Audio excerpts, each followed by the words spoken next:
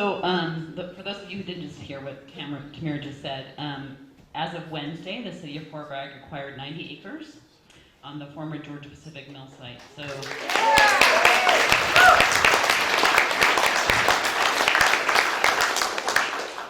it's a very exciting project. It'll be about 3.5 to 4 miles of trails from Noyo Bridge all the way up to the Pudding Creek Bridge. And so we are planning this continuous process. If you go to the next slide, I'm going to talk a little bit about the site first, and if you'll just click as I talk along. The first part, the top of the project is the State Parks project. It's 37 acres right now.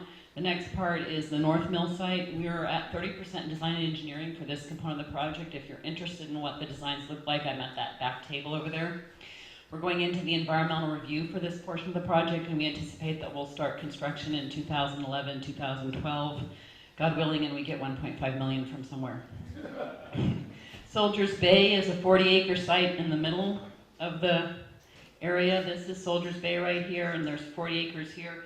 This part of the trail has not actually been provided to the city of Fort Bragg yet. We don't own that section yet. It is currently zoned, or will be zoned, as open space, and it's going to involve a lot of remediation and cleanup, so we probably won't gain access to that for 4 or 5 years. And then the southern portion is quite large. It's about 47 acres, or 65 acres, sorry, and it includes the city's wastewater treatment facility, which is kind of an interesting educational feature on our trail. And there's also a little in-holding, the Johnson property, that's owned by the heirs of the Johnson family that actually started the mill 130, 40 years ago. And so next slide. Those are some of the features. This is our overall design objective. I think it's pretty good objective. Next slide. We did go through a community planning process on the North Trail in 2006, actually in this same room. And that we used that process to develop the designs. The South Trail, drum roll please, the planning process started today.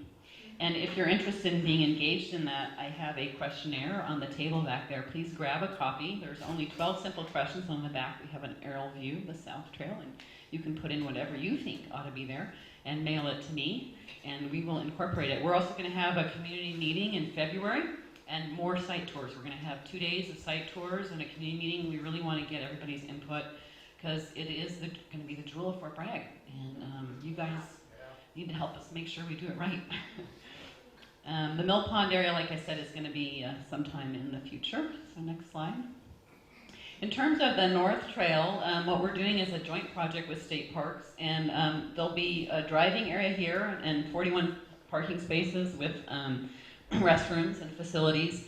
And then we're going to connect up with the Hall Road. There'll be a bike trail and a pedestrian walking trail along that section. Going south, this will be a multi-use trail, bike, and ped with a boardwalk out to a viewing platform.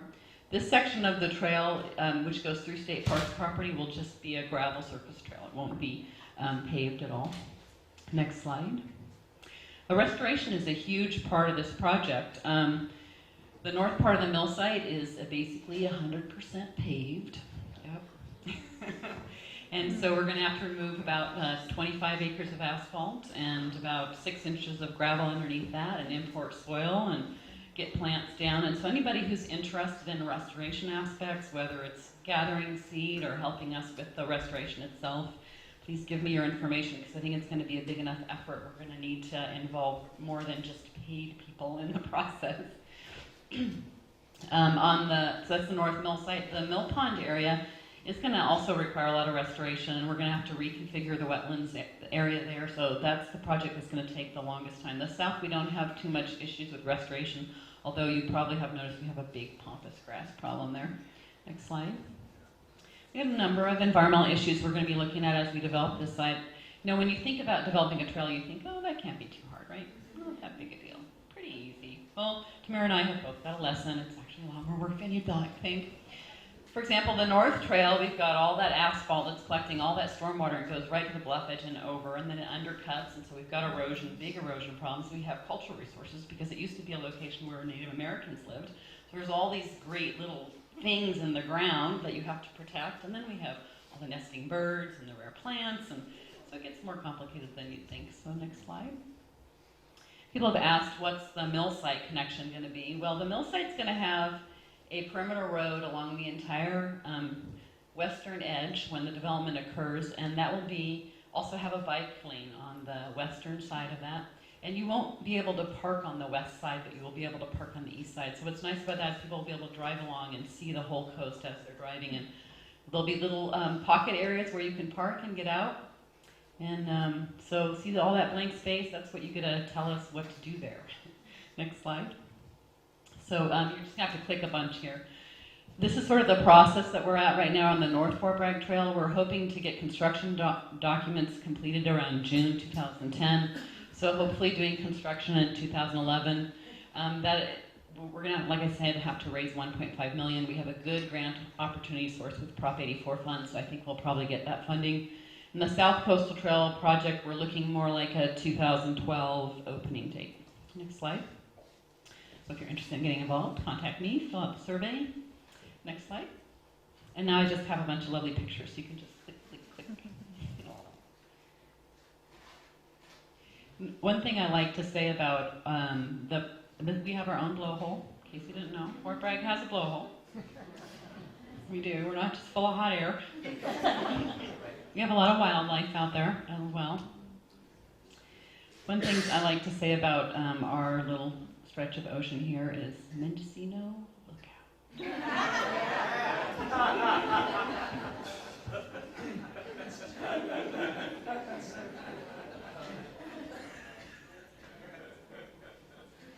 Soldiers Bay is really quite a beautiful site. It's more intimate than the Mendocino Bay. We also have a very nice beach. See, isn't that lovely? Nice and intimate. That's Johnson Rock right there on the Johnson property. So those of you who didn't go, eat your heart out and come in April or February when we get out there. This is a glass beach on the property. That's what the asphalt looks like. Lots of rare plants out there, beautiful. Those of you in the plant room know those are some nice little specimens there.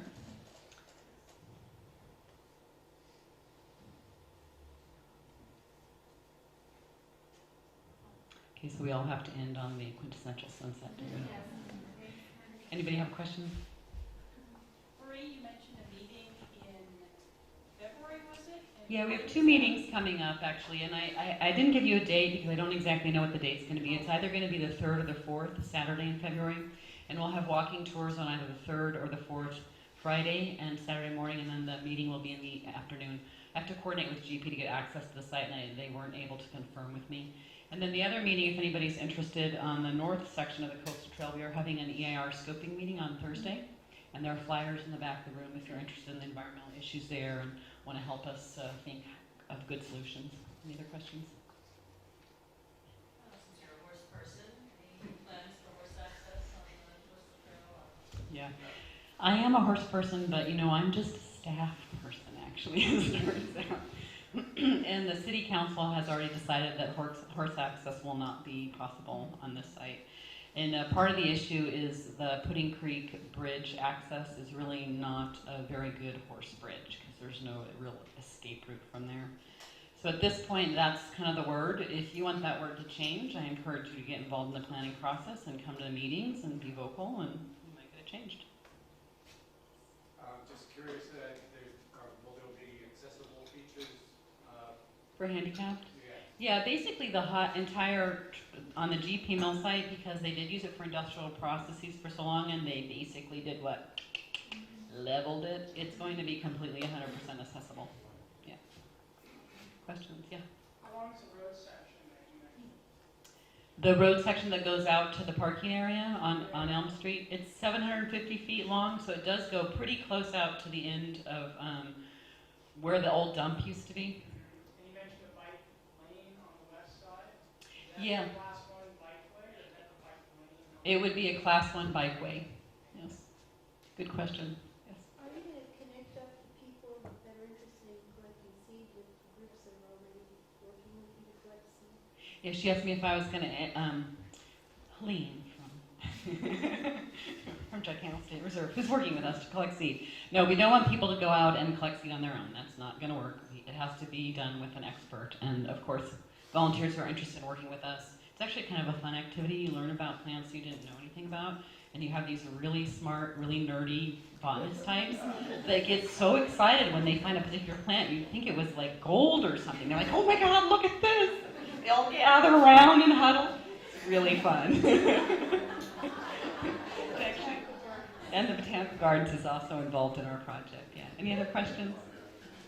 All right, well, I hope to see you out there in 2011, 2012, and a big round of applause to City Council for getting this done.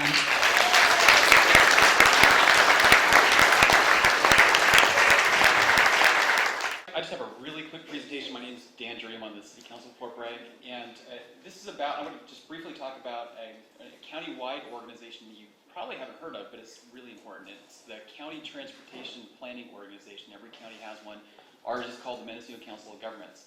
And in this room, we have 3 board members of the 7-member board in the room. And Mari Roden, Ukiah City Council, is the Ukiah City representative, and should definitely talk to her about bicycle and pedestrian access and any other transportation issue that concerns you.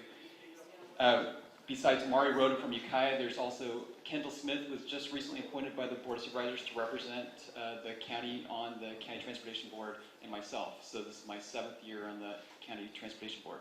So what I want to briefly talk to you about is the County Transportation Board called the Mendocino Council of Governments. There's something I want to circulate so everybody hopefully will sign up for this. Just provide your name and your email address, and then we can contact you when there is a planning process underway, which will take place later this year.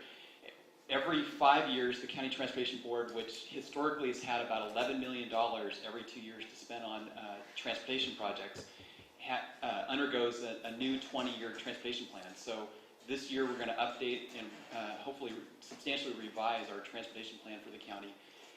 And in addition to that, we're going to do something that we've never done before in Mendocino County, and that is to develop basically a smart growth plan for the county.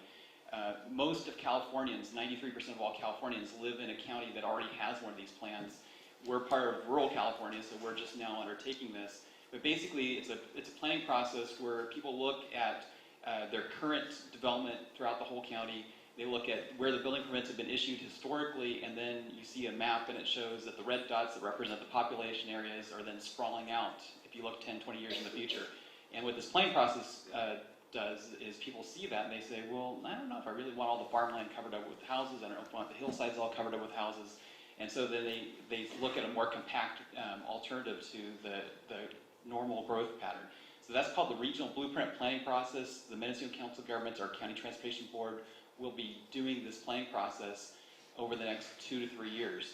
So this is another opportunity for you to provide your input. You know, do you want the hillsides coverage with houses? Do you want suburban sprawl in Mendocino County? Or do you want a more compact, more walkable, bikeable Mendocino County? Again, the Mendocino Council of Governments, and hopefully you'll sign up to get on their email list, has historically had $11 million every 2 years. It's state and federal funds that go to this county-wide board. Each of the 4 cities has a representative on it, and the county of Mendocino has 3 representatives. Now Kendall Smith, John Pinches from the 3rd District over in Willits, and Susan Ranachek, the county clerk, is the 3rd county person.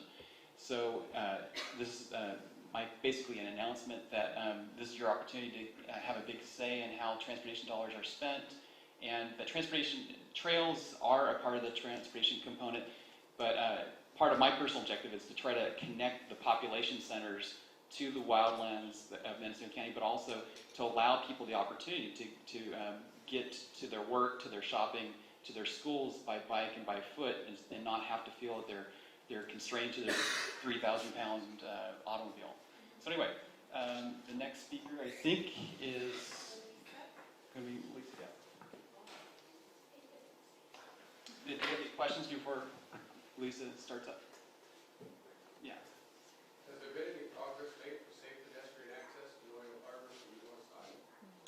So the question was, has there been any progress made to safe pedestrian access to Noyo Harbor?